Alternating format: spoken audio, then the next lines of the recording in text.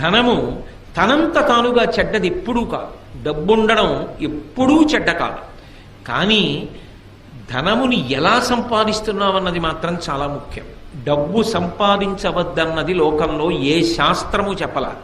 డబ్బు సంపాదించవద్దు అని చెప్పలేదు సరికదా, డబ్బు సంపాదించకపోతే పాడైపోతావు, డబ్బు సంపాదించాలని చెప్పారు.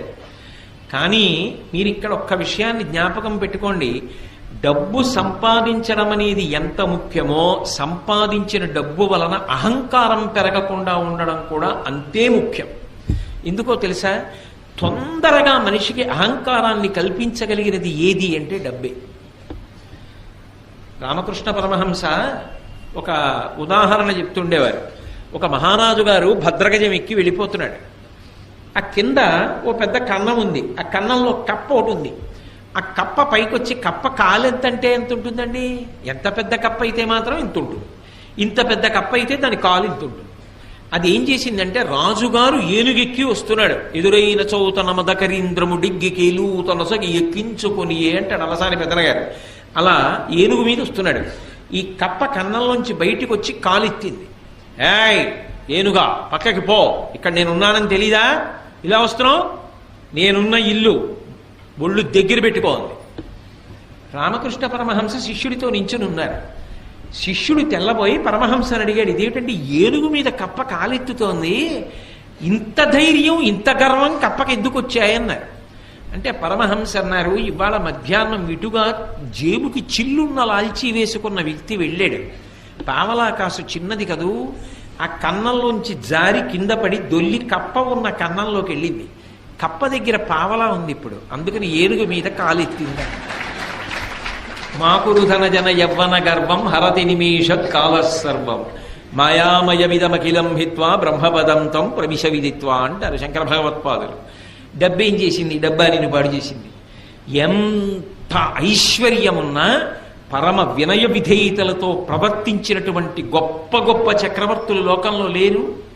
వాళ్ళకేమైనా దోషం వచ్చిందా? ధర్మరాజు గారు ఎంత ధార్మికంగా ఎంత వినయంగా ప్రవర్తించాడు, భీష్మాచార్యుల వారు ఎంత వినయంతో ప్రవర్తిస్తాడు, నలచక్రవర్తి ఎంత వినయంతో ప్రవర్తించాడు, ఈ భూమండలాన్నంతటినీ ఏలినటువంటి చక్రవర్తులు ఎంత వినయంతో ప్రవర్తించారు.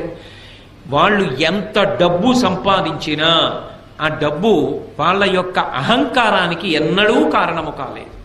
వాళ్ళు పరమ వినయంతో ప్రవర్తించి ఆ డబ్బుని సద్వినియోగం చేసి జీవితంలో గట్టెక్కారు. జనక మహారాజు గారు సర్వ సంగములు విడిచిపెట్టి విదేహ వంశమునందు జన్మించి దేనితోటి సంబంధం లేకుండా, రాజ్యంతో సంబంధం లేకుండా రాజ్య పరిపాలన చేస్తూ నిస్సంగి జీవితాన్ని గడిపి తరించలా. బ్రతకడం రావాలి. బ్రతకడం రానప్పుడు అహంకారం ఒక్కటే ఉండిపోయింది అనుకోండి. అహంకారం చిట్ట చివరికి ఏం చేస్తుంది అంటే, డబ్బు వలన వచ్చినటువంటి అహంకారం చాలా ప్రమాదకరమై సర్వభ్రష్టత్వాన్ని పొందేసిన తరువాత ఒక పెద్ద ఇబ్బంది కూడా తెస్తుంది. ఇంత బ్రతుకు బ్రతికినవాడు ఒక గోడ నీడలో నిలబడి భిక్షాటన కూడా చేయలేడు, రూపు మార్చుకుని తిరగవలసి ఉంటుంది ఎవరు గుర్తుపట్టకుండా. అందుకని జాగ్రత్త సుమా. ఒకడికి డబ్బుంది, వాడు కించిత్ కూడా పాడవలేదు, వాడి కించిత్ కూడా పాడవకుండా ఆ ద్రవ్యాన్ని చక్కగా వినయ విధేయతలతో దాన ధర్మాలకి ఖర్చు పెడుతూ, ఇదంతా పరమేశ్వరుడిచ్చింది నాది కాదు, ఈశ్వరుడిదన్న భావనతో పరమ ఉద్దికగా జీవితం చేశాడు. వాళ్ళని డబ్బేం పాడు చేసింది? ఒక్కొక్కడు 5 రూపాయలు అహంకారానికి కారణం అయిపోతోంది. అది డబ్బు పాడు చేసిందా?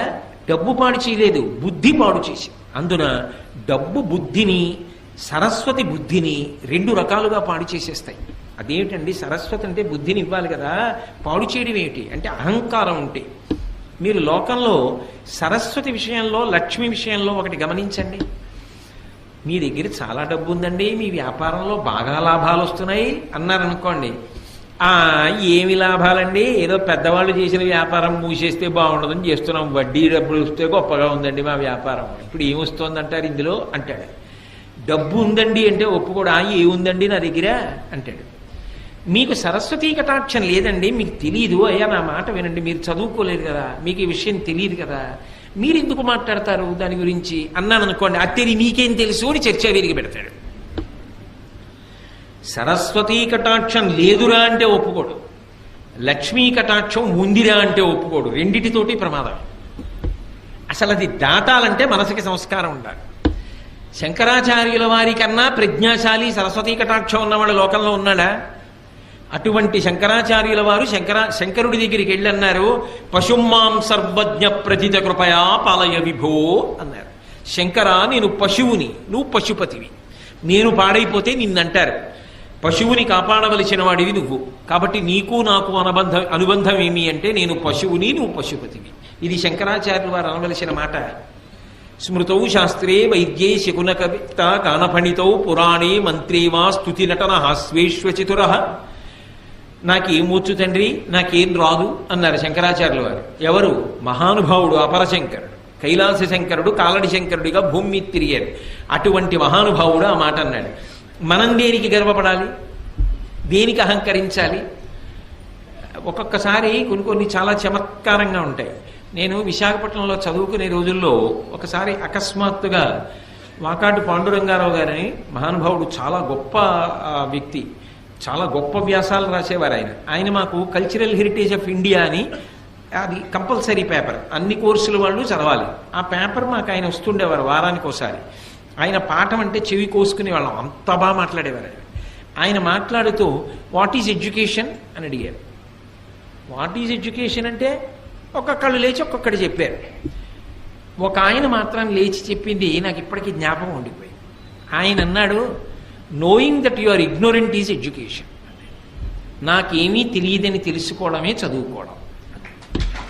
ఆయన సాధారణంగా పాఠం చెప్పేవాళ్ళు కొంచెం ఎత్తైన వేదిక మీద కదా నించుంటారు.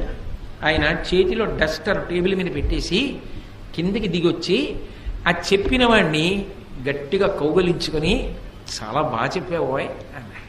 ఎవరు ఏమిటి మీకు అనవసరం, నాకు అనవసరం. నాకు మాత్రం పేర్లు గుర్తుంటాయా? ఎంతకని గుర్తుంటాయి? ఎప్పుడో చదువుకున్న చదువు. కాబట్టి నాకేమీ తెలియదని తెలుసుకోవడం చదువు. ఎందుకనంటే మీరు ఒకటి ఆలోచించండి, చాలా తెలుసు అన్నాడు అనుకోండి, ఆయన్నో గ్రంథాలయంలోకి తీసుకెళ్లి నించోపెట్టి, ఇందులో మీరు చదివినవక్కర్లేదు, ఇందులో ఉన్న పుస్తకాలు ఏవి చెప్పగలరా? అయితే ఎవరైనా చెప్పగలరా? ఒక గ్రంథాలయంలో ఎన్ని పుస్తకాలు ఉన్నాయో అవి ఏవేం పుస్తకాలో కూడా తెలియదు. అవన్నీ చదవడానికి, చదివిన జ్ఞాపకం పెట్టుకోవడానికి, జ్ఞాపకం పెట్టుకున్న జీర్ణం అవ్వడానికి ఎన్ని జన్మలు కావాలి? ఏం తెలుసునని తెలుసు అంటాం. చదువుకున్న కొద్దీ తెలిసేది ఏదంటే నాకు తెలియనివి చాలా ఉన్నాయని తెలుస్తుంది. అప్పుడు అహంకరించడానికి ఏముంది? మిడిమిడి జ్ఞానం అంటారు. నా బోటిగాడు ఉంటాడే, ఏదో ఓ పద్యం ఓ శ్లోకం నేర్చుకుని నా అంత గొప్పవాడు ఎవడని గర్వపడుతూ ఉంటాడు.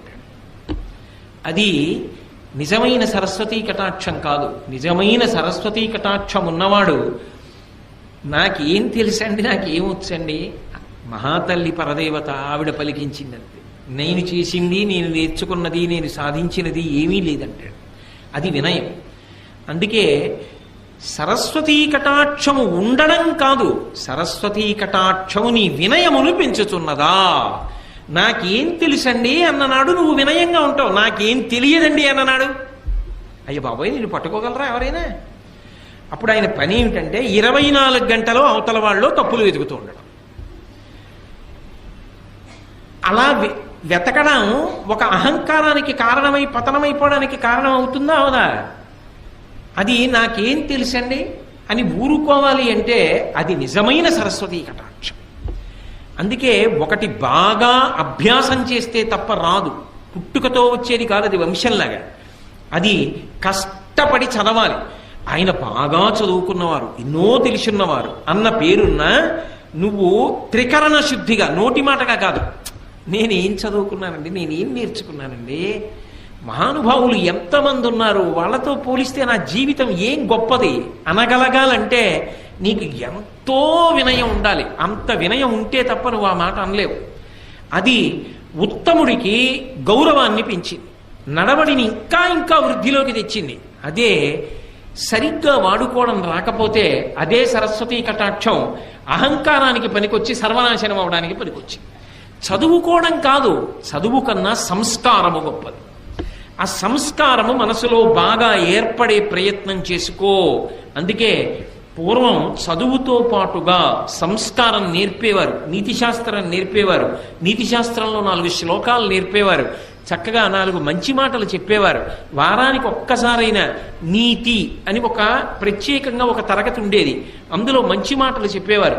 దాంతో శీల వైభవాన్ని ఊంచుకునేవాడు. లేకపోతే ఏమైపోతుంది, ఈ చదువే రేపొద్దున్న నీ అధికార స్థానాన్ని నిర్ణయించేస్తుంది.